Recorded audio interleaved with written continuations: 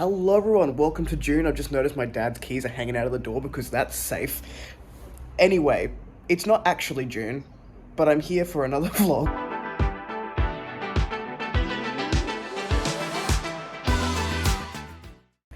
Hello everyone, welcome back to A Fictional Escapist. My name is Kris, and today's video is the June vlog. At the time of filming, it is currently the 31st of May, but I had such a good reading month in May that I have now started on the June read, so I thought, why not get this vlog started and have a look at what I'm reading at the time that I'm reading it.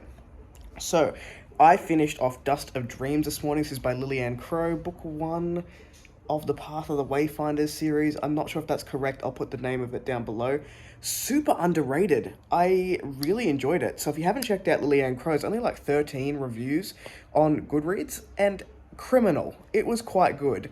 So, really enjoyed that, but I didn't want to waste a whole day because I finished that pre-work this morning, and I'm thinking of doing a sprint tonight, so I need something to read. And I've picked up, for the vlog this month, Carved Amidst the Shadows by M.T. Fontaine. Now, I've read the first chapter of this, very political to start off with. We've got a 12-year-old girl whose name I have forgotten. I am so sorry, but I'm only one chapter in, who is basically signing the treaty for marriage. So she's allowed 5 years of freedom when she turns 18, maybe she's 13. Because math, no? 12, 5... 13. She's between 12 and 13. And when she turns 18, she needs to marry Willis. I think that's the name. And we've just basically gone through that process where she's like, I don't want to get married. Why would I do that? I'm 12 and I don't want to get married because boys are disgusting. And honestly, fair, you know? So she's had to sign that. That's all we've done so far. I really like the prose already. It's very pretty. I'm enjoying it so far, so I hope that it continues on. Later in this vlog, I will probably update you about Blood of Assassins, so that's book 2 in the Wounded Kingdom series by R.J. Barker. I'm starting that one a little bit earlier than Esme because she reads at the speed of light, and I listen to books very slowly, so it'll probably take me about 10 days to get that under wraps. We'll see if we finish it in this vlog. Probably get pretty close to the end, but not quite finish it. We'll see. If I finish Carved Amidst the Shadow in the next 7 days or so, I will be picking up Bones to the Wind by Tatiana Obey. I've been wanting to read that one for ages, and I want to get at least 2 books under my belt before I start Memories of Ice by Stephen Erickson. So, that's what we're doing in this vlog. I don't have a whole lot planned for the weekend. We've just moved back from my friend's place. So we're back at my parents' house again. Got no updates on when this house is going to be built, so who knows how long we'll be here. Who knows? I do have some cool book mail to show you later in this vlog. I've got the Kickstarter from J.D.O. Rizal for the Last Ranger, and the First Ancestor was book 2. So that has arrived. I have not unboxed it yet. I'm really looking forward to doing that, but I thought I would save it for the vlog / a short, whatever. But I will show you before the end of this. Yeah, that's what's going on. Let's get some reading done. Can I just say that pronunciation guides in books are a lifesaver. Now I know how to pronounce all these people's names, and I don't just have to guess or skim over it with my eyeballs as I read. Fred, it's not, I don't know if you understand, it's not playtime. I'm working. It's winter and we have to have our jammies, don't we? We have to have jammies. Your face is brown and you need a bath. Are you getting a bath? Hello everyone, it is Friday the 2nd. I don't think I filmed anything yesterday except for dogs, and we're fighting against the robo-vacuum. Starting to go off and making lots of noise now, so hello Frederick, that was my nipple you just licked. Why? Anyway, I wanted to give you a quick reading update on Carved Amidst the Shadows. This is by M.T. Fontaine, book 1 of A Brands of Talgear. Let me tell you, I read the first 80 pages and I've pre-ordered book 2.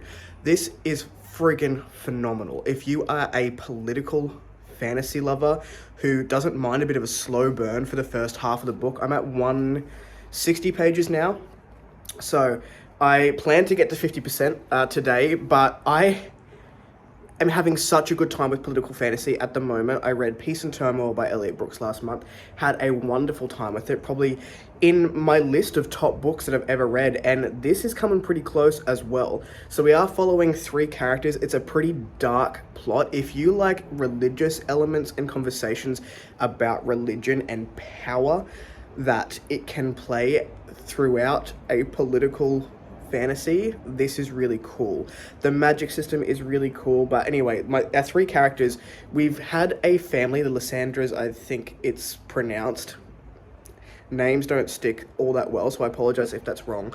And they've been slaughtered because a flawed birth happened in their family line. A flawed is basically a child who is born, or a person who is born without any marks on them, because everyone in this world should have a mark on them, meaning that they are marked. That's a very simple term for it. And the marks mean different things. A baby was born to this particular family line who was flawed and did not have a mark. That baby is no longer, and as soon as a flawed has been born into a family, the order basically, which is the big religious entity, I would say, basically says that whole family line needs to be destroyed because there is a defect in the family line. So we follow a survivor of that tragedy, Cayenne, and we follow a prince from another house who is quite young. I think he's 15, and he's starting to question the why. And also we follow someone who is from the order, someone who's quite ancient, about 5 centuries old, who is also now starting to question why the whole family lines have to be destroyed. And that whole plot has started to come together, and it's interesting as hell. We also have the Drin, the magic system of the world, and we're sort of starting to see how that plays a part and what it can do, and that's really cool. I think the prose is accessible, but it also has more for people like me who always read way more into books than they should. So I'm having a super good time with it, and I'm hoping that I will finish that one maybe on the weekend, maybe Monday, and start something new on the Tuesday for the tattoo appointment. But yeah, I am so far blown away. I have heard that other people have not jived so well with the first 150 pages or 50% of the book. I am someone who really does love a slow burn, though, because I like world building, I like plot, and I like backstory, and I'm getting a lot of that here. Blood of Assassins, book 2 in the Wounded Kingdom trilogy from R.J. Barker. Also going well, where basically Girton is gone back to the place we were at in the first book, and it's essentially the same storyline, but the characters have grown up. So that's pretty cool as well. I'm not super far into it. I should get another hour or so listen to today. But yeah, that's the reading update. I'm going to do some unboxings now, so we'll see what I got. Got my Kickstarter from JDL Rizal, and also just some other book mail because I have no self-control. What an angle to film at. I'm tall for once. I'm kidding. So, we have some book mail that I'm going to show you, and no other angle that I could put this at, apparently. So, I have heard really good things about Brian Asher, and they have put the Fear of Moncroy, I would say, into Spiffbo 9 this year, and this is such a cool cover. The camera's not going to do this justice at all, but what I am really intrigued, I had the first book in the room, so this is the Trevor of Lorev, and this is the Fear of Moncroy, and then I can't remember what the first one is called, but I'll put a picture of it up there. These books are all standalones and all different genres, but they somehow connect, and that is awesome. So I picked these two up. They're super short, so nice, easy reads when I want to get to it, and multi-genred, which is just super cool. I think the concept of that is really cool. Vincent! Why? You're so dirty.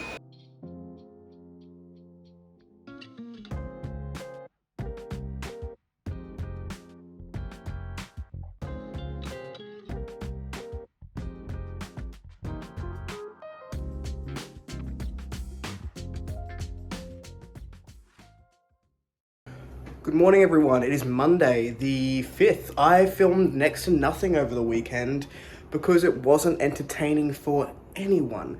So on the weekend, I only read about 100 pages between the 2 days. I did do a bit of driving, so I caught up with a friend, an old work friend of mine, so I did drive a little bit. So I have listened to more of Age of Assassins. It's Monday, I've been to the gym, I picked up some groceries because we're not just trying to eat better. There goes Basil. So yes, it's a whole lot of looking at calories, but trying not to calorie count so I don't make myself fucking insane like I have before. I digress. I'll give you a bit of a reading update. So I am 120 pages from the end of Carved Amidst the Shadows, and fam, this book is so underrated. If you like political fantasy with morally grey characters that do grow with the story, you are going to love this one. We have a young protagonist, Cayenne, who is a badass, and she has gone through some trauma, not sexual trauma, I will add, to get to the point where she is today. And I find that it's very easy sometimes to use sexual trauma as a... That is the dog drinking water, if you can hear that. It's not me making that noise. It can be used as an easy way for someone to grow, and it is unnecessary. So this is a young girl whose family was basically destroyed when she was very young, and she was found, and now she's become a Carved.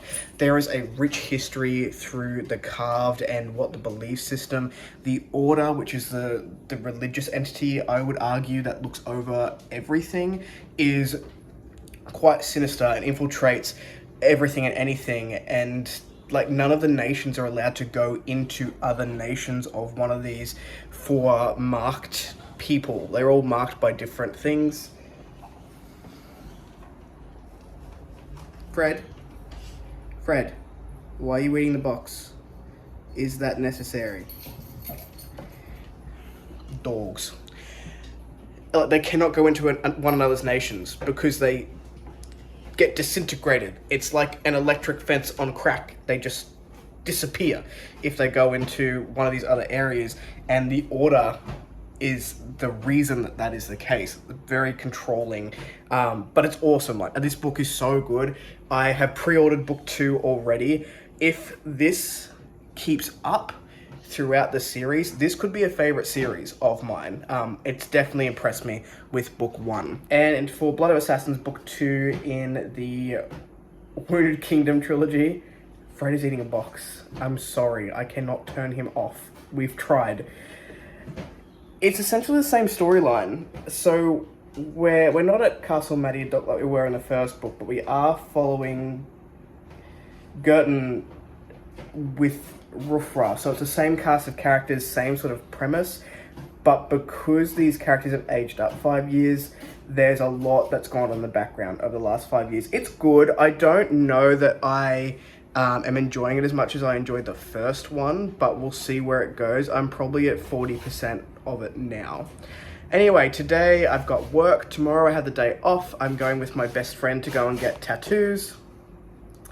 I'm getting a tattoo for my grandparents, so I've had it drawn up, and I'm going to go and get that tomorrow. If I can, I will film a little bit of it being done. It depends on how busy the studio is tomorrow, but I will show you the end product anyway. I'm hoping to finish Carved Amidst the Shadows today. If I do, I'll give you an update on the ending, and if I don't, then it will be tomorrow, but I am going to take Bones to the Wind. I'll put a picture up here by Tatiana Obey to the appointment tomorrow, so I will probably be sitting there for like 4 hours.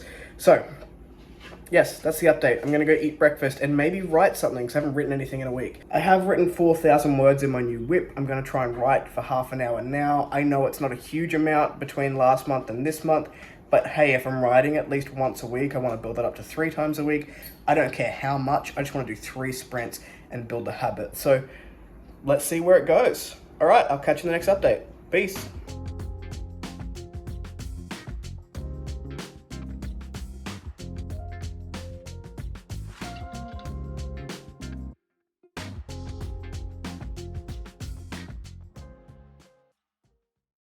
Good morning, everyone. It is Tuesday the 6th. My dog is having breakfast.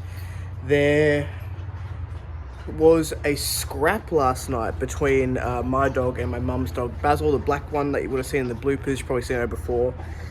They have had scraps before, but last night was quite intense. They both come away a little bit bloody. They tend to scrap over hunting. They both have hunting breeds in them. And my mother found the possum that you saw in the last vlog unalived down the front. So we suspect that that is what they fought over. So we've got some sulking dogs here today. They're normally not vicious at all. Sorry, I am outside and the road, it's peak hour. They're normally not vicious at all. Very placid dogs. I mean, they play, but when they hunt something, my dog becomes quite possessive over that thing, and she has been a solo dog up until this point. All of the times they're fine. So there was a scrap last night. That was very interesting. I think my wife is going to stay home today because normally the day after, like if dogs have a fight, like toddlers, they will get over it, but they need a sense of normalcy. So we're going to try and keep someone home today for their normal routine, because most of the time I work at home, but I go to the office a couple days a week, and I'm out all day today getting a tattoo. So yes, I'm getting a tattoo today. That's exciting. This tattoo is for my grandparents. My tattoos, if you've ever seen them in like normal videos, they're kind of misplaced and mismatched, but they're all sentimental to me. So I'm getting one for my grandparents today. I will talk you through it once I have it and the wrapping is off. Ari, get out. In book news, I finished Carved Amidst the Shadows, and team, that may be my favorite book of the year. That's a big call before we hit the middle of the year, but I was so impressed. It had me on the edge of my seat. I never wanted to put it down. I was frustrated when I did have to put it down because I had other things to do. I loved it. It just hit all the marks for me. The political intrigue, the characterization was fucking brilliant. Sorry for the language. The characters grew, and my feelings towards them grew with it. My favorite aspect of the book, and I will do a full review for this so I have more cohesive thoughts, but I just wanted to let you know that I loved it. My favorite aspect of the book, and you don't always get this with a multi-POV tale, is we have 3 POVs, very different people and POVs, but they were linked at the beginning. They went separate ways, and they all came together again at the end. And from the period of time at the beginning of the book right until the end of the book, each character in each POV we had went through so much growth. And even the side characters that we got to see, one in particular, Ebba, I'm not sure how you pronounce the name, went through so much growth as well, and then got incorporated into the story, but we still stayed with those 3 POVs. If you like dark political fantasy, morally grey characters that grow with the tale, a cool magic system which isn't fully explored yet, but I believe it's going to be. It's quite mysterious, the magic system that's in it. You're gonna love this book. I loved it. I want to experience it for the first time again. I loved it that much.